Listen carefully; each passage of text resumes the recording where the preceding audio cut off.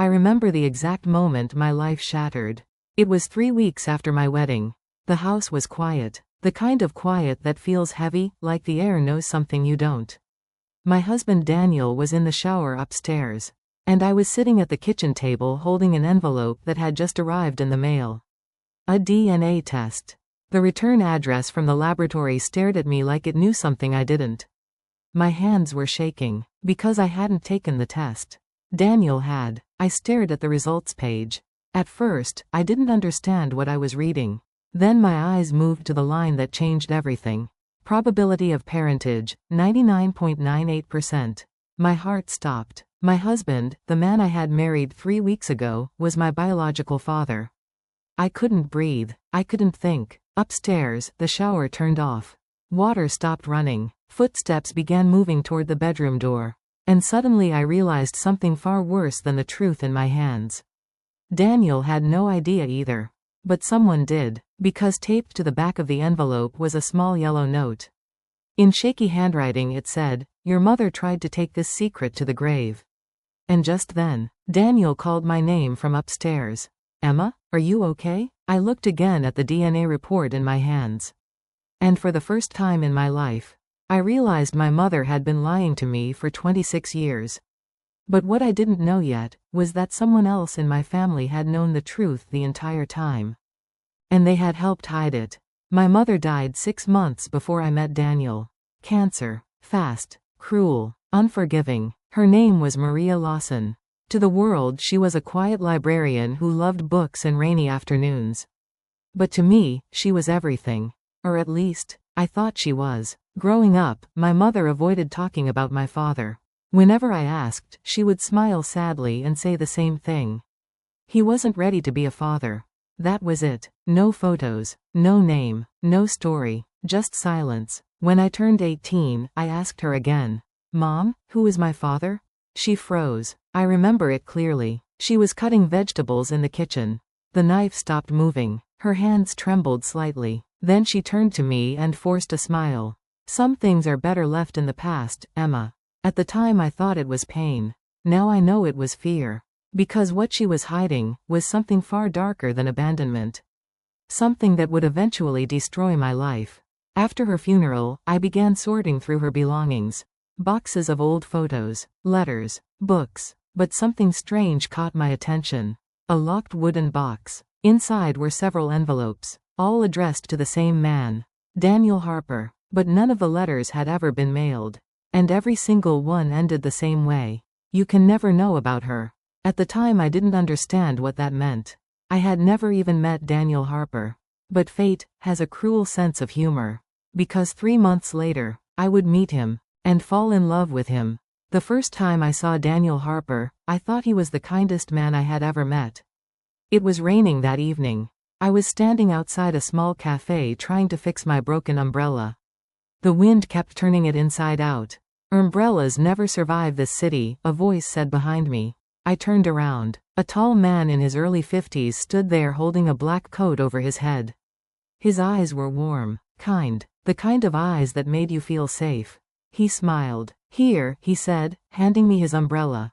I hesitated. "You'll get soaked." He laughed. "I live 2 blocks away. You look like you have farther to go." I remember noticing his wedding ring was missing. But there was a faint tan line where it used to be.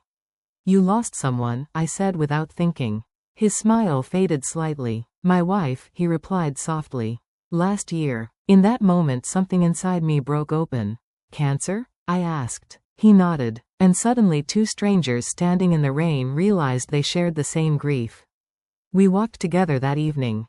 Talking, laughing, sharing pieces of pain we normally kept hidden. By the time we reached my apartment building, it felt like we had known each other for years.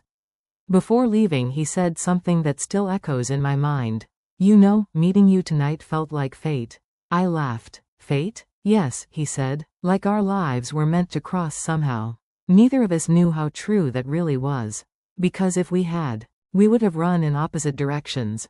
Instead, we started seeing each other. Dinner, walks, late-night conversations. He made me feel safe, understood, loved, and slowly, I fell in love with him. But there was something strange about Daniel. Something he never explained. Whenever I mentioned my mother, his expression would change. Just slightly, like a ghost had passed through the room. I didn't realize then that he was recognizing something about me. Something familiar, something buried deep in his memory. And one night, after staring at me for a long moment, Daniel said something that would later haunt me.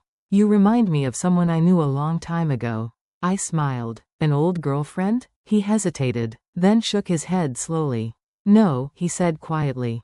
"Someone I should have fought harder for." And in that moment, a secret from 30 years ago stirred quietly beneath the surface. A secret my mother had spent her entire life trying to hide. But secrets have a way of clawing their way into the light. And soon, ours would explode in the most horrifying way imaginable. If someone had told me that the man who would become the love of my life was also the man who unknowingly brought me into this world, I would have laughed, not because it was impossible, but because Daniel Harper was the kind of man you never imagined being connected to something dark. He was calm, gentle, patient, the type of man who listened more than he spoke. And after the storm of losing my mother, Daniel became the quiet harbor where my broken heart could finally rest. That was the beginning of something I didn't expect. Our first official date happened 2 weeks after the night we met in the rain. Daniel took me to a small restaurant by the harbor.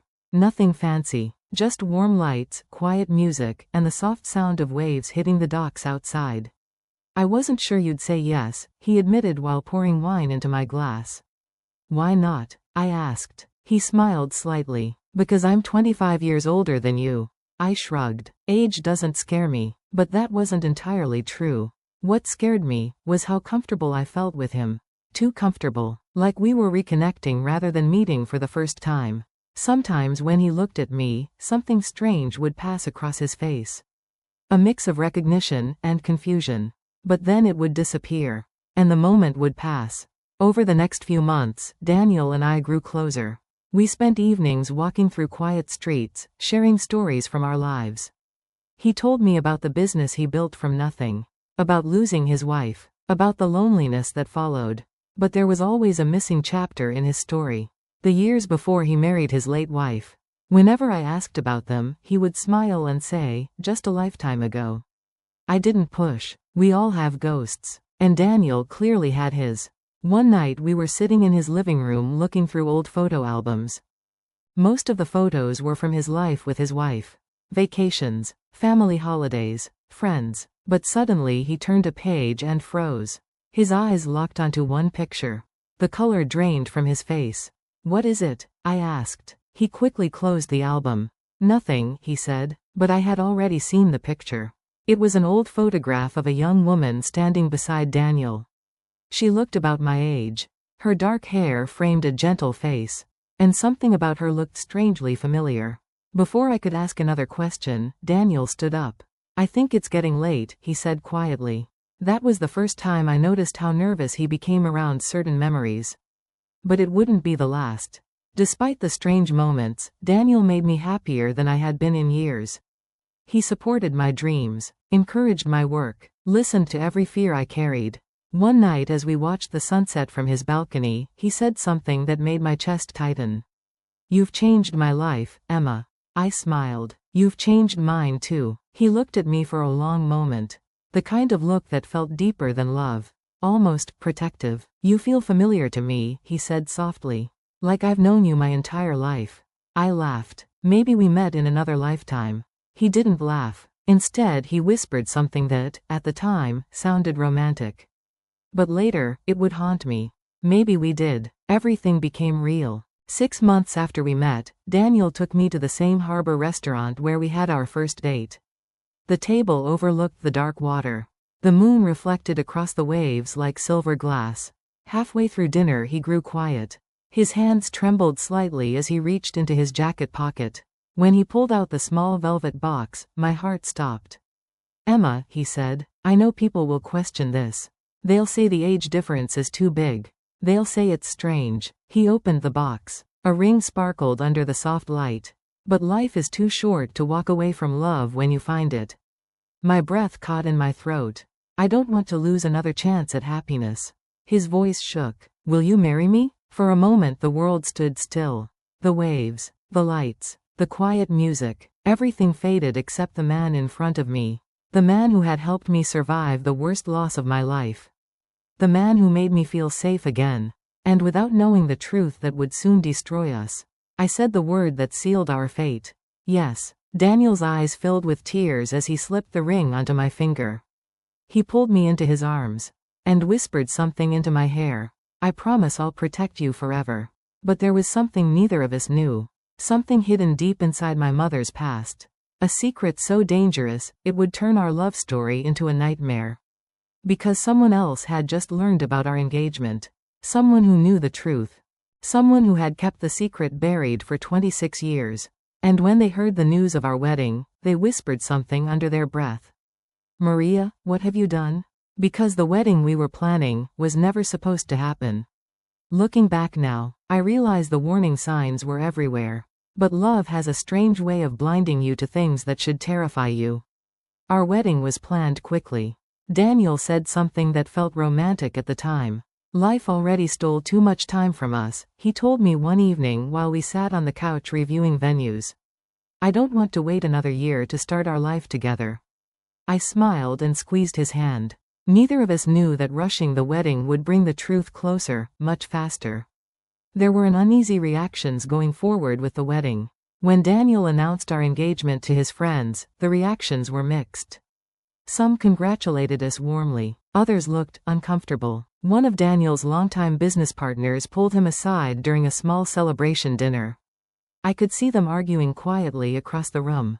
Daniel looked irritated. His friend looked frightened. When Daniel returned to the table, I asked what happened. He forced a smile. Just someone who thinks he knows what's best for me. But the tension stayed in the air long after the conversation ended. That night I woke up at Daniel's house to get a glass of water. As I passed his office, I heard him speaking on the phone. His voice was tense. No, that's impossible, he whispered. A long pause. Then he said something that made my stomach twist. There must be some mistake.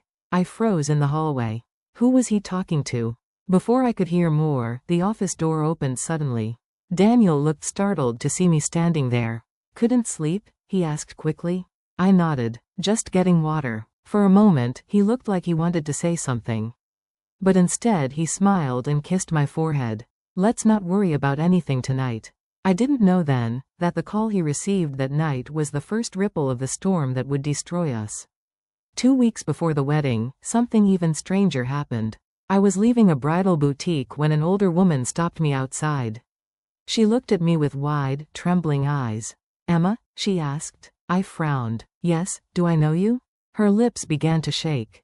You look just like her. Like who? She hesitated. Then she said the name that made my chest tighten. Maria, my mother. How did you know my mother? I asked. The woman's face suddenly turned pale. She glanced nervously over her shoulder.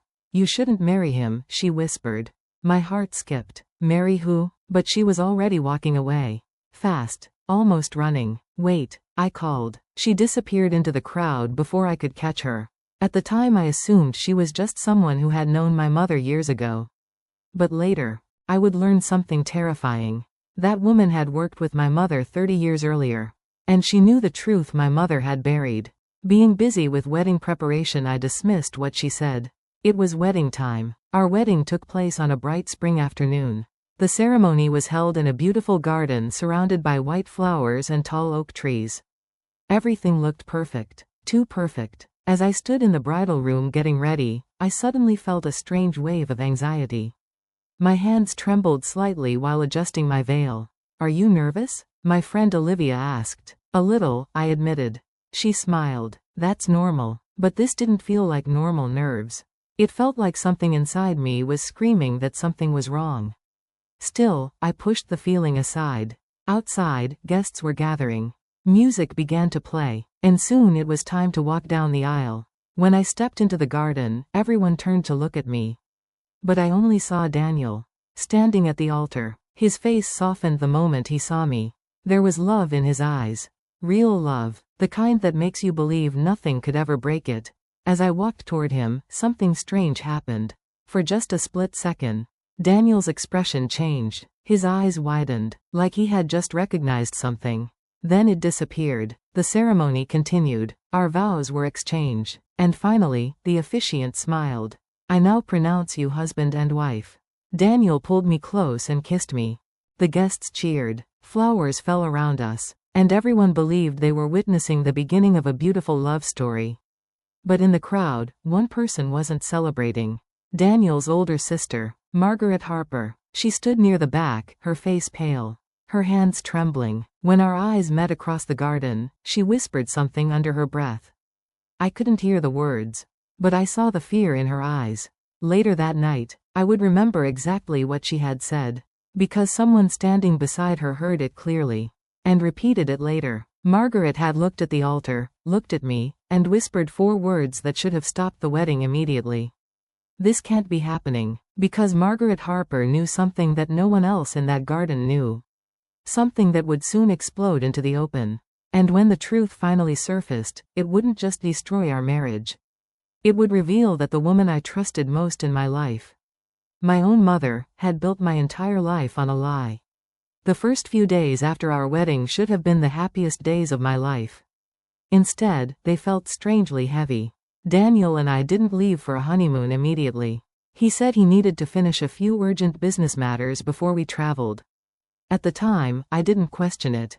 Now I wonder if part of him already sensed that something was wrong. Because the strange things began almost immediately after we returned from the wedding reception. Afterward, the first clue came from someone who barely spoke to me during the entire ceremony. Daniel's sister, Margaret. At the reception she kept her distance. While everyone else celebrated, danced, and toasted our future, Margaret watched us from across the room like someone witnessing a disaster unfold. Finally, late in the evening, she approached me. Her smile was forced. "Emma," she said softly, "may I speak with you for a moment?" We stepped outside onto the terrace where the music faded behind the glass doors. For a moment she just stared at me, studying my face, almost searching for something. "You look very much like your mother," she said suddenly. The comment caught me off guard. "You knew my mother?" Her eyes flickered with something that looked dangerously close to fear. Then she shook her head quickly. No, I mean, I've seen pictures." Something about the way she said it didn't feel right. Before I could question her further, Daniel appeared behind us. "Everything okay?" he asked. Margaret immediately stepped back. "Yes," she said quickly. "I was just congratulating Emma." But as she walked away, I heard her whisper something so quietly that I almost missed it. God help us. At the time I thought it was just wedding stress. But Margaret wasn't praying for us. She was afraid of what had already happened. And more happened when I discovered the photograph that shouldn't exist. 3 days after the wedding, I began unpacking boxes in Daniel's study. He had offered to turn the room into a shared workspace for us. While organizing old documents, I found a thin envelope tucked inside one of the drawers. It contained several old photographs. Most of them were from Daniel's younger years. But one picture made my heart skip. It showed Daniel standing beside a young woman near a beach. The woman had long dark hair, soft eyes, a familiar smile. I stared at the image, confused. Because the woman looked almost exactly like someone I knew. Someone who had died 6 months earlier. My mother. But that didn't make sense. Daniel had told me he met his wife shortly after moving to the city 30 years ago. My mother had lived in a completely different town back then. So how could there be a photograph of them together? I flipped the picture over. On the back were 3 words written in faded ink. Summer, 1996. Maria. My hands began to shake. Maria. My mother's name. A cold chill ran down my spine. Just then Daniel walked into the room. I quickly slid the photo back into the envelope. "Find anything interesting?" he asked with a smile. For a moment I considered showing him the photograph. But something stopped me. Something instinctive. Instead I forced a casual tone. "Just old paperwork." He nodded and continued sorting through another box.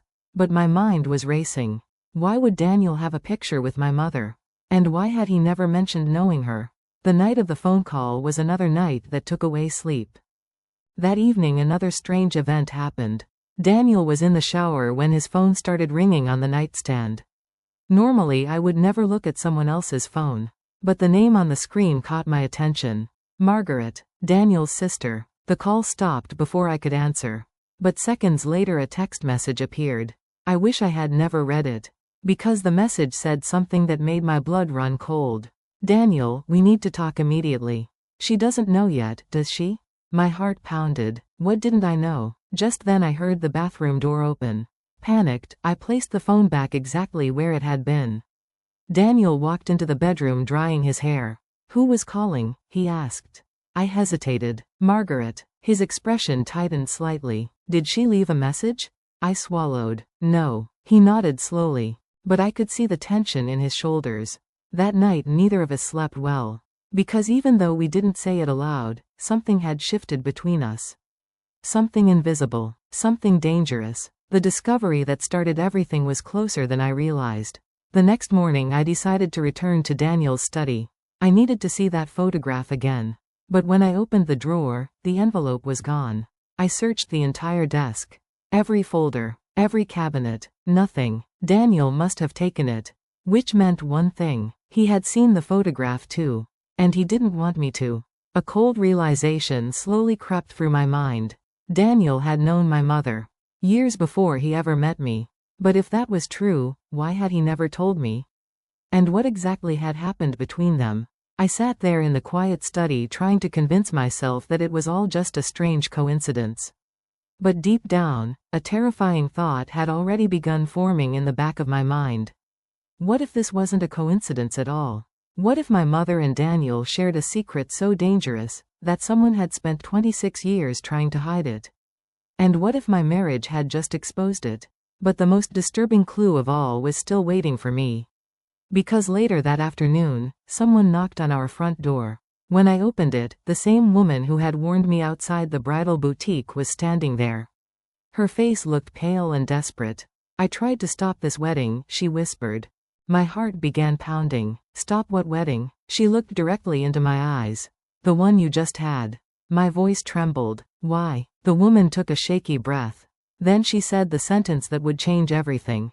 You married a man who once loved your mother. My world began to tilt. But she wasn't finished. Because the next thing she said was far worse. And if I'm right, her voice dropped to a terrified whisper, you might be his daughter. My legs nearly gave out beneath me. Because in that moment, a horrifying possibility entered my mind for the first time. But I still didn't know the truth. Not yet. And when I finally discovered it, it would be far more devastating than anything I could imagine. I didn't sleep that night. The woman's words echoed in my mind over and over again. You married a man who once loved your mother, and you might be his daughter. It sounded insane, impossible, cruel, yet something deep inside me refused to dismiss it. Because too many strange things had already happened. The photograph, Margaret's fear, Daniel hiding the envelope, the message on his phone, and now a stranger appearing at my door with a warning that made my stomach twist. I tried to convince myself it was a coincidence. But the more I thought about it, the more the pieces started fitting together in ways that terrified me. The lie that started everything. The next morning, Daniel left early for work. Before leaving, he kissed my forehead like he always did. You look tired, he said gently. Didn't sleep well. Just wedding stress, I replied with a weak smile. He nodded, but something in his eyes told me he didn't completely believe me. After he left, the house felt unnaturally quiet. And for the first time since we got married, I began to question everything. I walked into his study again, sat down at the desk, and stared at the empty drawer where the photograph had been. Daniel had removed it deliberately, which meant he knew exactly what it was. And he didn't want me to see it again. Why? Unless the picture connected him to my mother in a way he couldn't explain. My heart started pounding, because suddenly I remembered something from years ago. Something small, something I had ignored at the time. When I was 12 years old, I once asked my mother if she had ever loved anyone before. She paused. Then she said something strange. Some love stories aren't meant to survive the truth. At the time, I thought she was talking about heartbreak. Now, I wondered if she had been talking about Daniel. Searching my mother's past was a smart move but also a desperate one to put the pieces together. I drove to my old apartment that afternoon. I still had boxes of my mother's belongings stored in the spare room. If there was any connection between her and Daniel, it had to be hidden somewhere in those boxes. For hours I searched through letters, journals, and photo albums. Most of it was ordinary. Family memories, old receipts, birthday cards. Then I found something that made my heart skip. A worn leather journal. It was one I had never seen before. The first pages were filled with entries from nearly 30 years ago. From the time before I was born. My hands trembled as I began reading. Most of the early entries described a relationship. A passionate, intense love story. But my mother never mentioned the man's name. She only referred to him as D. At first the entries sounded joyful. She wrote about long walks by the ocean, late-night conversations, dreams about building a life together. But as the pages progressed, the tone began to change. The writing became frantic, fearful. One entry made my chest tighten. I can't tell him. If he finds out the truth, everything will be destroyed. He'll never forgive me. My breath caught in my throat. What truth? I turned the page. The next entry was written months later. The ink looked smeared like she had been crying while writing it. I'm pregnant. My hands began shaking violently. My mother continued, he can never know. Not after what happened. If he finds out, it will ruin both our lives. The words blurred as tears filled my eyes. Because there was only one conclusion that made sense. The mysterious man she called D. could be Daniel, but I still didn't have proof.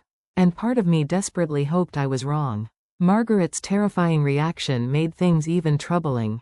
That evening Daniel invited his sister Margaret to dinner. The moment she stepped into the house, I saw the same tension in her eyes.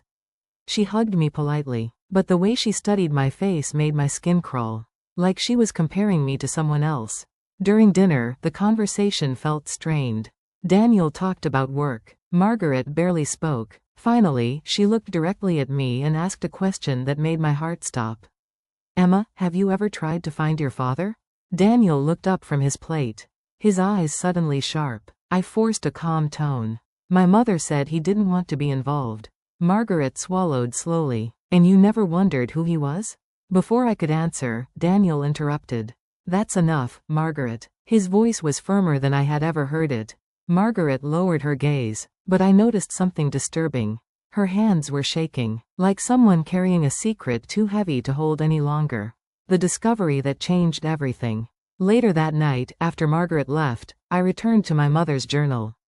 I flipped through the pages searching for any clue about the man she called D. Near the back of the journal, a folded document slipped out. It was an old medical record. A pregnancy report. My heart pounded as I read the details. Patient name, Maria Lawson. Date, August 1996. Estimated conception, June 1996. My chest tightened, because suddenly I remembered something. The photograph I had seen in Daniel's study. The one with my mother standing beside him on the beach. The words written on the back. Summer, 1996. My breath caught in my throat. Summer. The same time my mother became pregnant. The same time that photo had been taken. My hands trembled as the horrifying possibility began forming in my mind again. What if the stranger was right? What if Daniel and my mother had been together the summer I was conceived? What if? I couldn't even finish the thought. But there was only one way to know for sure. A DNA test. Still, I wasn't ready to face that truth yet.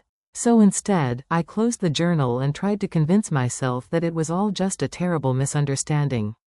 But fate wasn't finished with me. Because the next morning, Daniel would receive a phone call that would unknowingly push us one step closer to the truth. A phone call that would eventually lead to the envelope that arrived 3 weeks later. The one containing the DNA results. The results that would prove something neither of us were prepared to face. That the man I had fallen in love with, the man I had married, was also the man who had unknowingly been my father all along. And the person who had hidden that truth for 26 years, was the one person I trusted more than anyone else. My mother.